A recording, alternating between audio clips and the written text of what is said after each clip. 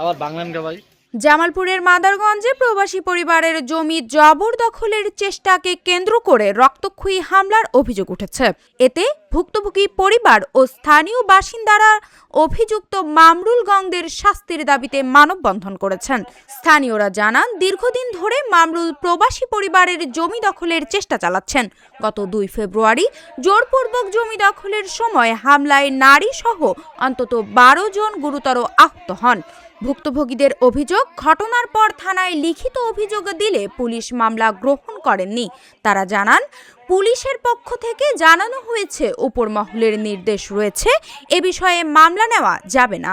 সম্পত্তি কিনের সম্পত্তি এর জন্য মামরুল আব্দুল্লাহ চক্রান্ত আমাদেরকে মারপিট বা যেটুকু করার দরকার একটু করছে। আমরা দেখছেন, আমরা কোনো এলাকা লোকের কাছে আমরা কোনো বিচার পাই না। আমাদের এলাকার মাতদররা বলে আমরা কাগজের ভিত্তিতে বিচার চাই। আমাদের এলাকার মাতদররা বলে যে না, কোনো কাগজের ভিত্তিতে বিচার হবে না। এর জন্য আমাদের লোককে আস্তায় ঘাড়ায় যাইতে দেয় না। আমাদের লোককে সামনে আস্তায় ঘাড়ায় অস্ত্র নিয়ে আমাদের লোকের জানার ভয়ে আমরা চলাফেরা করি। আমরা এর জন্য আমরা মানববন্ধন করেছি। আমরা বাংলাদেশ সরকার বা বাংলাদেশ প্রশাসনের কাছে আমরা জানাইতেছি, আমাদের কাছে সূক্ষ্ম বিচার পাই। চার ভাই দেশের বাইরে থাকি। আমাদের বাড়িতে দেখাশোনা করার মতো কোনো লোকজন থাকে না। আমাদের বৃদ্ধ বাবা মা চাচা চাচি থাকে। এই সুযোগে 2 নং করিচড়া ইউনিয়ন আওয়ামী লীগ 7 নং ওয়ার্ডের সভাপতি আব্দুল আল মতিনের মেম্বারের নেতৃত্বে ভূমিদস্যু মামরুল আমাদের জুট জমি দখল করে, আমরা জমিনে গেলে আমাদের আতঙ্কিতভাবে দেশীয় ওর গ্যাং নিয়ে হামলা করে আমাদের রক্ত জখম করে। আমরা জামালপুর জেনারেল হাসপাতালে চিকিৎসাধীন আছি। আব্দুল্লাহ আল মতিনের আমরা বিচার চাই। ও আওয়ামী লীগে এতদিন আসার পরও ওর নেতৃত্বে এলাকাতে এত মানে এলাকাবাসী অতিষ্ঠ। আমরা আব্দুলের বিচার চাই, ভূমিদস্যু মামরুলের বিচার চাই। আপনাদের মাধ্যমে প্রকাশ করতে চাই, আমরা জমির যে চাইতেছি আমরা কাগজপাতির উদ্দেশ্য, আমরা আমাদের দলিল আছে, সব আছে। এরা 7 নং ওয়ার্ড আওয়ামী লীগের আব্দুল আল মতিন তার নেতৃত্বে ভূমিদস্যু মামরুল তার বিএনপির নাম ভাঙ্গিয়ে প্রভাব খাটিয়ে খালি আমাদের না আরো অনেক মানুষের এইভাবে জমি দখল করতেছে। আমরা তার সুষ্ঠু বিচার চাই।